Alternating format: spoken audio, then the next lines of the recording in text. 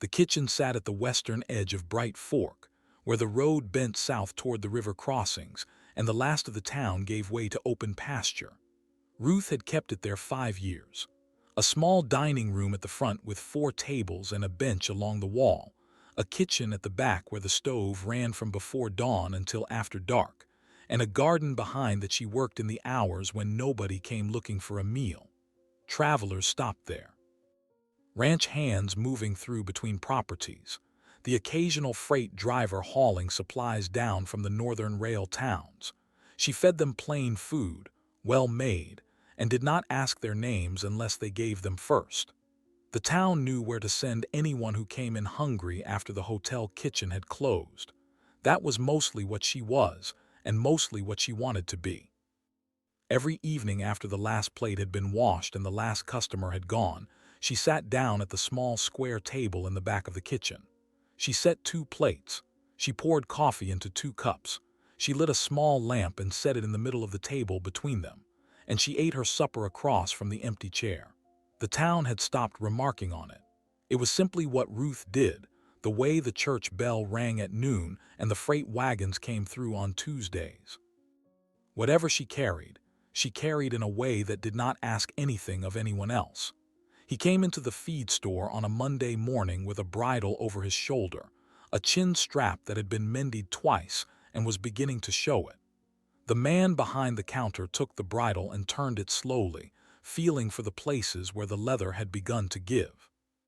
He set it back down and looked at the cowboy standing across from him. "Working the house did spread," the cowboy said. "Silas Reeves, Everett Poole." The shopkeeper's hands rested flat on the counter. "This wants proper work, not a patch job." A pause. "There's a woman at the far end of town, kitchen mostly, but she takes leather work when it comes to her. Her husband was a saddler before he passed. She learned it from him. She still keeps his tools." Silas nodded once. Everett kept his hands where they were. "Her name is Ruth Ashcroft." He held Silas's eyes.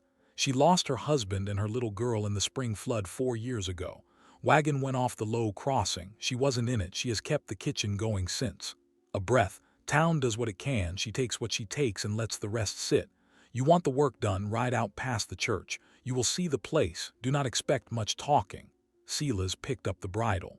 "Obliged." He rode out the following afternoon. The kitchen sat back from the road behind a low fence, the garden neat and turned, a side door that opened directly into the workshop where the saddler's bench still stood. He tied his horse to the post and knocked at the front. A woman came to the door in an apron, wiping flour from her hands. She looked at him, took in the horse, took in the bridle he carried, and stepped aside without asking anything. He followed her through the dining room to the workshop. She took the bridle and turned it in her hands the same way Everett had, feeling for what had been done poorly and how deep the trouble ran. She named a price. She told him 3 days. She said the work would be right, or he would not owe her. "Much obliged, ma'am." She nodded once and did not answer. He turned and went back out through the dining room. On his way through, he glanced toward the small square table at the back of the kitchen. 2 plates were stacked at one end, ready for the evening. 2 cups beside them, a lamp between. The chair on the far side pulled out at a small angle, waiting. He rode back toward town in the last of the afternoon light and thought about the 2 plates the whole way. He had been working the Halstead range since the middle of summer, sleeping in the bunkhouse, riding into town most evenings for a meal at the hotel before heading back west. The road ran past Ruth's kitchen both ways, and he had passed it more times than he could count without ever looking twice. Now he found himself looking, and he could not entirely say why.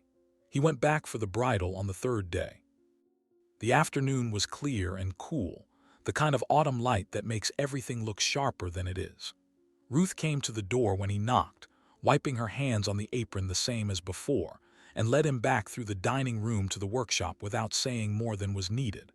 The bridle lay on the bench finished. The chin strap had been rebuilt entirely, the old stitching cut out and replaced, the leather oiled and worked until it moved the way good leather ought to move. He picked it up and turned it in his hands. "This is fine work." She looked at the bridle and then at him with the expression of someone who had known it would be. He counted out the money and set it on the corner of the bench. She took it without looking at it and put it in the pocket of the apron. He turned toward the front of the shop and then he stopped. The two plates were on the small table again. The coffee cups. The lamp not yet lit, waiting for the evening. He had told himself on the ride out that he would not look this time, and then he had looked anyway. "Ma'am." He turned his hat once in his hands. "I would be obliged for a meal if you have anything left from today." She looked at him a moment. Then she looked past him toward the front of the shop, toward the street, toward the light coming through the window in that late afternoon slant. "Kitchen closes when the last customer goes." Her voice was even. "You are the last customer." She went to the stove. He stood a moment not knowing where to put himself, then sat down at one of the four tables in the dining room, the one nearest the window. She brought him a bowl of stew and a piece of bread and a cup of coffee and set them in front of him without ceremony. Then she went back to the kitchen and did not sit down. He ate slowly. The stew was good, better than the hotel food, better than most of what he had eaten since he had come to this part of the country. He watched the light change through the window and listened to her moving around at the back of the kitchen, the small sounds of dishes being set right and a cloth being wrung out over a basin. When he had finished, he brought the bowl and the cup and the plate to her at the kitchen counter. "That was a fine meal. What do I owe you?" She named a price that was less than what the hotel would have charged. He paid her, took his hat from the table, and went to the door. On his way through, he saw that the small square table at the back had not been changed. 2 plates still, 2 cups. She would eat there after he was gone. She would sit down across from the empty chair the way she had sat down every night for 4 years. He rode back toward the Halstead spread and thought about the way she had said, "You are the last customer." Even, not sharp, not soft. A statement of the fact that the day was ending and here he was, and she would serve him because that was what the kitchen was for. It had not felt like an invitation, but it had not felt like a refusal either. He came back the following week, a Thursday evening, later than the first time, when the light had already begun to go from the sky. He had told himself on the ride in that he was only stopping because he was hungry and the hotel kitchen was slow that night. This was partly true. The other part he did not examine closely. The bell above the door rang when he came in. Ruth looked up from the counter where she had been wiping down a plate. The dining room was empty. One lamp burned on the front table. Whatever she saw in his face she kept to herself. "Sit where you like." He sat by the window again. She brought him what she had left from the day, a plate of beans and pork and cornbread, and set it in front of him without asking. She poured coffee. She went back to the kitchen. He ate and watched the last of the daylight leave the road outside and thought about the 2 plates. When he had finished, he brought the plate and the cup back to the counter and stood there a moment while she wiped her hands on the apron. The lamp between the 2 plates at the back table had been lit while he was eating. He saw it now, the small flame steady on the wick, throwing a soft round of light across the wood between the 2 settings. "Ma'am." He turned his hat once in his hands. "I do not want to trespass on anything that is not mine to ask about." A pause. "But I have eaten here twice now, and the kitchen was empty both times but for me, and I would rest easier if I knew whether my coming in was a trouble to you." She looked at him. The apron was still in her hands. She did not answer right away. He waited. He had learned somewhere along the years that when a person is deciding what to say, the best thing you can do is give them the room to decide it. "The kitchen is open until the last customer goes." Her voice was the same even tone as before. "You come in before I close the door. That is not a trouble." He nodded slowly. "Obliged." He paid her and went to the door. He was almost through it when she spoke again. "Mr. Reeves." He stopped and turned back. "You have been polite about it." She had folded the apron over her arm now. "I will tell you the same as I have told the others. The table at the back is set for me. I do not sit there for company. I sit there because that is where I take my supper. If you come in before closing, I will feed you at the front. That is what the kitchen is for." He held her eyes a moment. "Yes, ma'am." He went out. He rode back to the bunkhouse slowly, and he thought about the way she had said the same as I have told the others. She had said it before. To other men, probably. Men who had come in and seen the 2 plates and asked in one way or another whether the second seat was a place a person might sit. She had told them what she had told him, and she had gone back to her stove, and the world had gone on the way it had been going. He did not go back the next week. He told himself he was busy. The house that spread had a section of fence down along the north pasture, and he worked it through most of the light hours for 4 days running, and by the time he came in from the range each evening, he was tired enough that the hotel food suited him fine. But on the second Sunday after, he came in on the road from the west, and he passed her kitchen, and the door was propped open, and she was sweeping the front step in the last of the afternoon light. He tipped his hat to her as he rode by, and she nodded once, and that was all. He came in the following Tuesday. He came in the Tuesday after that. He came in on a Friday when the rain had started up sudden in the middle of the afternoon, and he had ridden most of the way in wet to the shoulders, and she gave him a plate of hot beans and a cup of coffee, and did not say a word about the water pooling under his chair. He thanked her when he left, and she nodded and went back to her work. He had settled into it now. Not every night, not enough to be a fixture, but often enough that the bell above the door did not surprise her when he came through it. She had stopped watching him eat. She would take his order or bring what she had, and then she would go back to whatever she had been doing before he came in, and he would eat in the quiet of the empty room, and when he was done he would bring his dishes to the counter and pay her and go. It was not a friendship. He did not know what to call it. It was a kind of understanding, maybe. The way two people who share a road come to know each other's pace without ever having agreed on it. The first cold snap came on a Wednesday in the middle of November. It moved down from the north overnight, and by the time the sun came up the ground was hard, and the water in the trough at the house that spread had a skin of ice across the top. Silas rode into town that evening later than usual, the wind coming across the open ground in a way that got into a man's coat no matter how well he had buttoned it. He passed the church, passed the last of the houses, saw the light in Ruth's front window and pulled up. The bell rang when he came in. She looked up from the counter. He stood a moment in the doorway with the cold coming in around him, and she looked at him, and then she looked past him at the dark road and the way the wind was moving the sign on its chain outside. "Shut the door, Mr. Reeves." He shut it. He hung his hat and coat on the peg by the door and sat down at the table by the window. She brought him a bowl of stew that had been simmering long enough that the meat came apart under the spoon, and a piece of bread and coffee that was hot enough to steam in the cold air of the room. She had not built up the fire in the front stove yet. The dining room ran cold when there were no customers to warm it. He ate. She went back to the kitchen. After a few minutes he heard the sound of the iron door on the front stove opening, and he looked up. She was crouched beside it with a handful of kindling and a match laying in a small fire. She did not look at him. She got it going, closed the door, and went back to the kitchen without a word. He finished the meal and brought the dishes to the counter. The lamp was lit on the small table at the back now, the 2 plates, the 2 cups. He did not look at them longer than the glance it took to see they were there. That was a good meal on a cold night, obliged for the fire. She was drying a plate with a cloth. She looked up. The room was cold. "Yes, ma'am, it was." He paid her. He was reaching for his coat when she spoke again.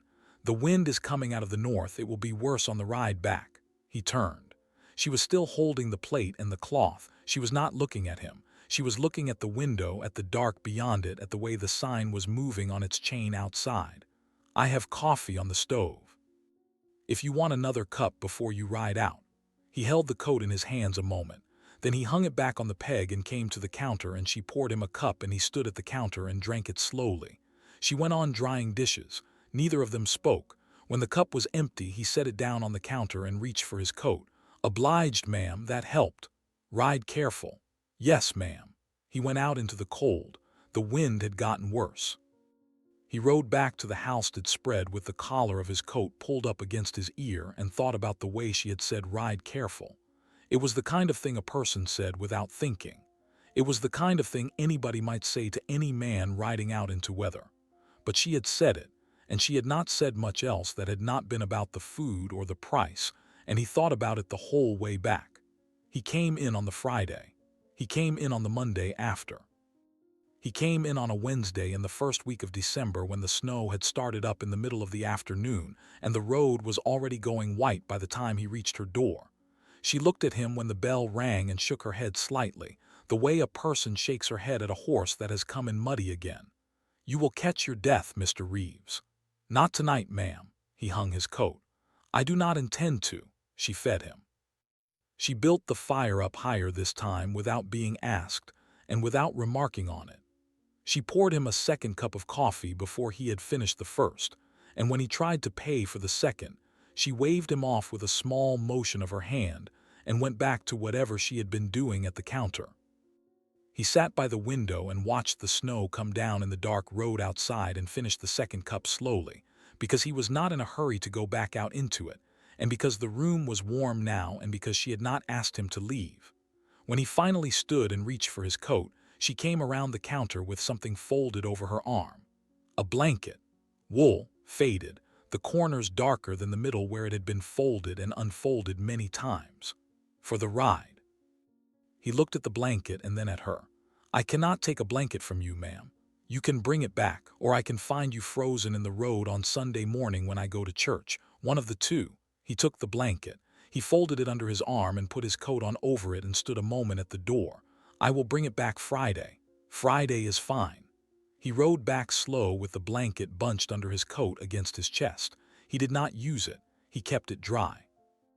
When he got to the bunkhouse, he shook it out and laid it across the foot of his bed and looked at it a while before he turned in.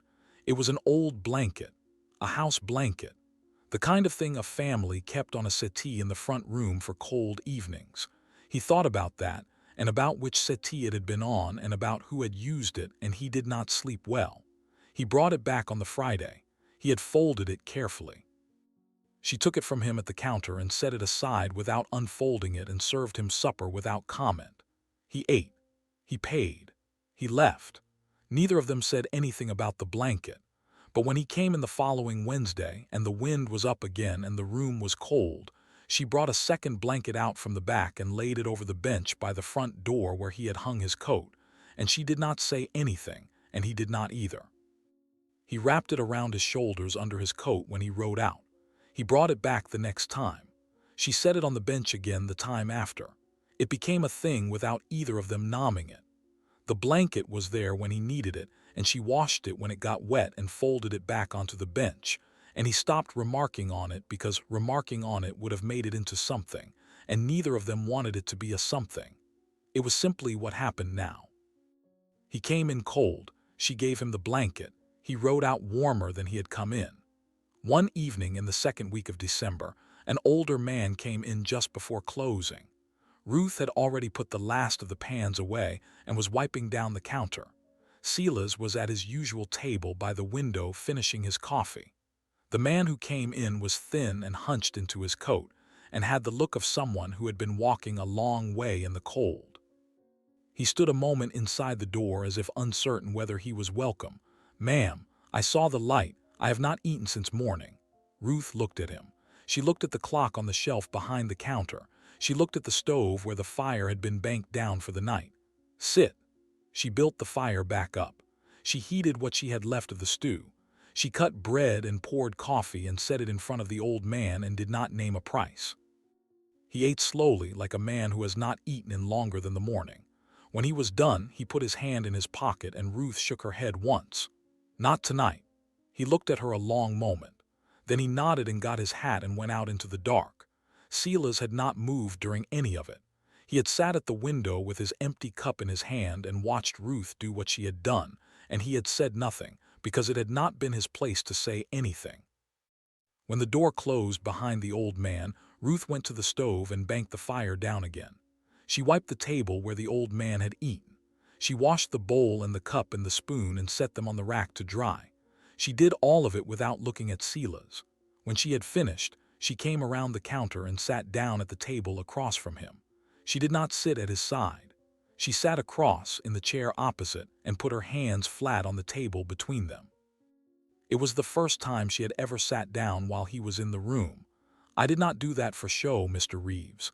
"No, ma'am, I did not take it as such." She looked at her hands on the table. "My husband would have done the same. He fed anybody who came to the door hungry. He said a full belly was cheaper than a funeral, and he was mostly right about it." A breath. "I have kept doing it because he would have kept doing it." Not because it makes me feel any particular way about anything. Silas turned his empty cup once on the table. He sounds like he was a good man. He was. She did not say more than that. She sat a moment with her hands on the table, and then she stood and went back to the counter and picked up the cloth and started wiping down the surface again, though she had already wiped it twice. Silas sat at the window a while longer. Then he stood and brought his cup to the counter and paid her for the meal she had served him hours ago, and got his coat and hat from the peg by the door. "Good night, Mrs. Ashcroft." "Good night, Mr. Reeves." He rode back slow. The night was cold, but the wind had died. The stars were out over the open ground, and the horse knew the road well enough by now that Silas gave him his head and did not push him. He thought about what Ruth had said. He fed anybody who came to the door hungry. He thought about the 2 plates on the small table at the back, which had not been touched all evening, because she had not sat down to eat while the old man was there, and had not sat down to eat after he had gone. He thought about how she had said, "I did not do that for show," and about how she had needed to say it, and about what that meant. He did not come in on the following Wednesday. He had ridden south with 2 other hands from the house that spread to pick up a string of horses from a rancher 3 days out, and he was gone almost a week. When he came back on the Monday after, he stabled his horse at the bunkhouse and washed and shaved and put on a clean shirt and rode into town in the last of the daylight. He was not hungry. He had eaten at the bunkhouse before he rode out. He came anyway. The bell rang when he opened the door. Ruth was at the counter. She looked up when he came in, and something moved across her face that he had not seen before and was gone before he could have named it. "Mr. Reeves, Mrs. Ashcroft." He hung his coat on the peg and stood a moment at the door. "I was down south for the horse string, got back this afternoon. I had wondered." She said it the way she said most things, evenly, without weight. But she had said it. She had wondered. He came to the counter and stood across from her. "I ate at the bunkhouse before I came in. I do not need supper. I came in because I said I would be back on the Wednesday and I was not, and I wanted you to know it had not been a matter of choosing to be elsewhere." She looked at him a long moment. "Coffee, then." "Obliged." She poured him a cup and one for herself and set them both on the counter. She did not go back to her wiping. She stood across from him with her hands wrapped around her cup and looked at the coffee in it rather than at him. He drank his slowly. The dining room was empty. The lamp at the small table at the back was not yet lit. The evening had not yet reached the point where she would light it. There was a man. She said it to the coffee, not to him. About 1.5 years after Thomas and Rose passed. He came in most evenings. He was pleasant enough. He did not push at anything. I thought for a while that he might be a kind of friend, a breath. Then one evening he came in and asked me to marry him.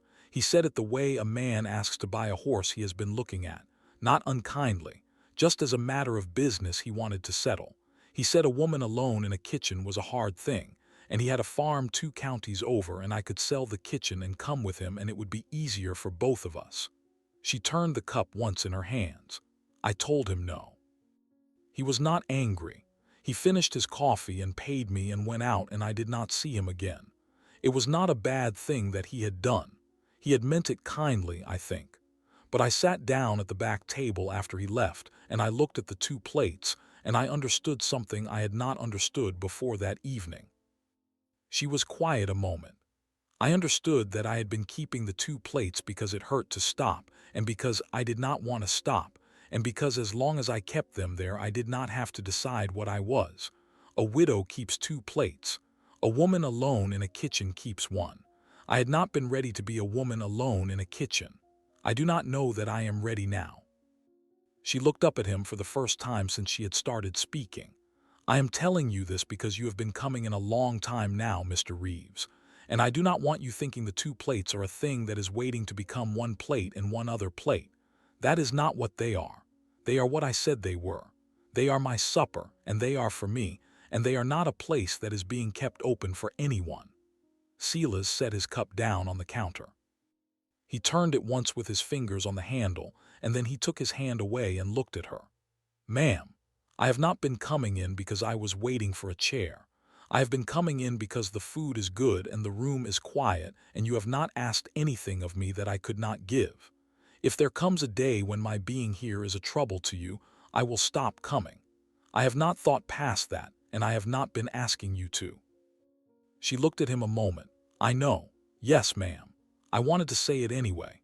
Yes, ma'am, I am glad you did." They stood a moment across the counter from each other. Then she picked up her cup and drank from it, and he picked up his and drank from it, and after a few minutes he set his empty cup on the counter and paid her for it and got his coat and went out. He rode back to the bunkhouse in the dark and did not think as much as he had thought he would. She had said what she had said. She had needed to say it. He had heard it. That was all that had needed to happen between them tonight, and it had happened, and there was no reason to turn it over in his mind looking for something more in it. He came in on the Wednesday. He came in on the Friday after. The blanket was on the bench where it had always been. December moved on into the deep cold. The road from the house did spread stayed hard and rutted with frozen wheel tracks, and the horse learned to pick his way careful over the worst of it. Sela's came in most Wednesdays and most Fridays, and sometimes a Sunday afternoon if the work had finished early. He ate at the table by the window. Ruth cooked and served and went back to whatever she had been doing before he came in. Neither of them spoke of the conversation they had had at the counter. It sat behind them the way conversations of that kind sit behind people, not forgotten, not brought back up, simply a thing that had been said and heard and left in its place. One evening in the third week of December, he came in and there was a girl at one of the other tables. She was maybe 7 or 8, in a coat too big for her, sitting very still with her hands folded in her lap. A man Sela's did not know sat across from her, a freight driver by the look of him, working through a plate of stew with the tired attention of a man who had been on the road since before daylight. Ruth was at the counter cutting bread. She looked up when the bell rang and nodded once at Sela's and went back to what she was doing. He hung his coat and sat down at his usual table. Ruth brought him a bowl and a cup and set them in front of him and went back to the counter. He ate slowly. He watched the girl out of the corner of his eye. She had not touched the food in front of her yet. She was looking at the small square table at the back of the kitchen, looking at it steadily, the way a child looks at a thing she does not understand and is trying to work out. After a minute, she leaned over and said something to the man across from her, quietly. The man glanced back over his shoulder at the table she was looking at, then at Ruth at the counter, then back at his daughter. He said something to her low that Sela's could not hear. The girl nodded and picked up her spoon and started eating, but she kept looking at the table. When she was almost done, she set her spoon down and slid off the bench and walked across the dining room to Ruth at the counter. She stood there a moment with her hands folded in front of her. "Ma'am." Ruth looked down at her. "Ma'am, why are there 2 plates at the back table when nobody is sitting there?" The man at the table half rose. "Emma, come sit down, leave the lady be. It is all right." Ruth said it without looking at him. She was looking at the girl. She set the knife down on the cutting board and wiped her hands on her apron and crouched down so that her face was level with the girl's face. "That table is my supper table. I sit there after everyone has gone home. I set 2 plates because I used to eat with someone and I have not stopped setting the second plate." The girl thought about that. "Who did you used to eat with?" "My husband and my little girl. She was about as old as you are now." The girl looked at the table again and then back at Ruth. "Where is she?" "She died a long time ago now." The girl was quiet a moment. She looked at Ruth's face carefully, the way children look at things when they are trying to understand something that adults usually try to move them past. "Do you miss her? Every day? Is that why you keep the plate?" "Yes." The girl nodded slowly. She thought about it some more. "My ma died last winter," she said it plainly. "Pa took her plate away after. He said it hurt to look at. That is a thing he was allowed to do. I did not want him to." Ruth looked at her a long moment. Then she reached out and touched the girl's hand once very lightly and took her hand away. "That is a thing you were allowed to feel." The girl nodded. She went back to her seat. The freight driver did not look at Sela's or at Ruth for the rest of the meal. He finished his stew and paid at the counter and thanked Ruth quietly and got his daughter into her coat and led her out into the cold. The girl looked back once at the small table at the back of the kitchen before the door closed behind her. Then she was gone. Ruth stood at the counter a moment with her hands flat on the wood. Then she went to the stove and stirred what was left in the pot and did not turn around.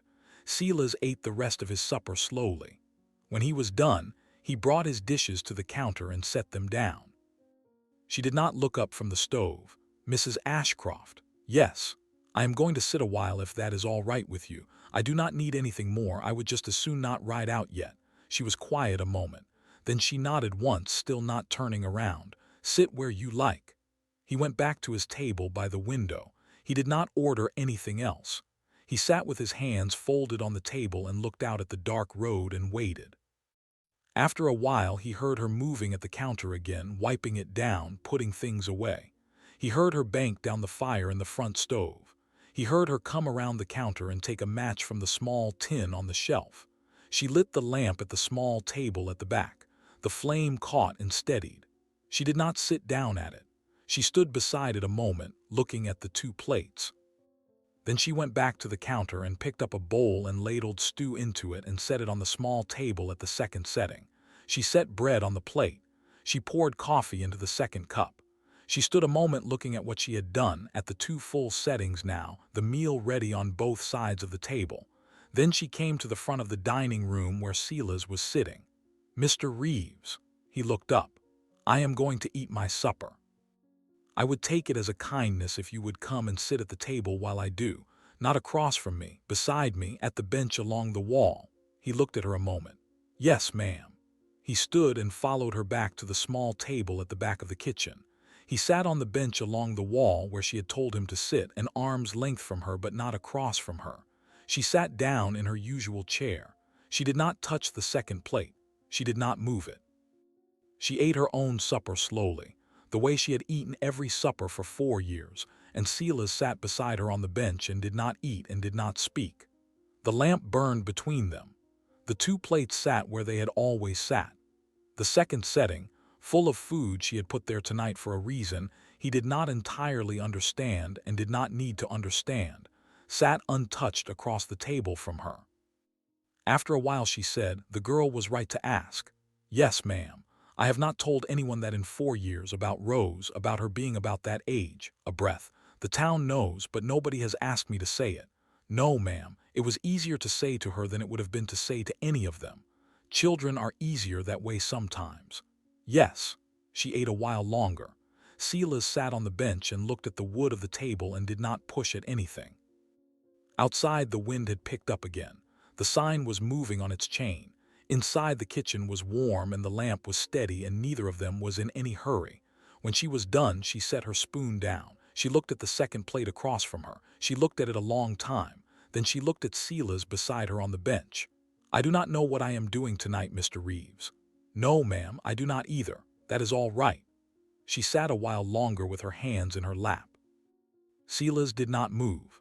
The lamp burned steady between the two settings, and the second plate sat where she had put it, the food gone cold now, the coffee gone cold in the second cup.